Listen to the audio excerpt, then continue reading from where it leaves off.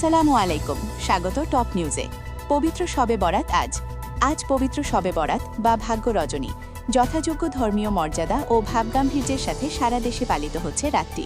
বাইতুল মুকাররম সহ বিভিন্ন মসজিদে বিশেষ ওয়াজ ও দোয়ার আয়োজন করা হয়েছে। নির্বাচনী সহিংসতার উদ্বেগ। ত্রয়োদশ জাতীয় সংসদ নির্বাচন সামনে রেখে দেশজুড়ে প্রচারণা তুঙ্গে থাকলেও বাড়ছে সহিংসতা। স্বরাষ্ট্র উপদেষ্টা লেফটেন্যান্ট জেনারেল অবসর জাহাঙ্গীর আলম চৌধুরী নিরপেক্ষ দায়িত্ব পালনে সংশ্লিষ্টদের কঠোর হুঁশিয়ারি দিয়েছেন।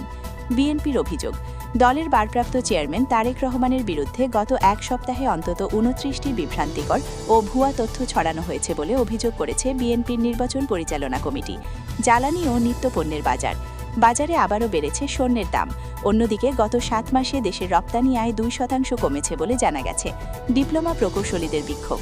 উপসহকারী প্রকৌশলী পদে বিএসসি ইঞ্জিনিয়ারদের কোটা প্রদানের প্রতিবাদে গাজীপুরের রেলপথ অবরোধ করে বিক্ষোভ করেছেন শিক্ষার্থীরা।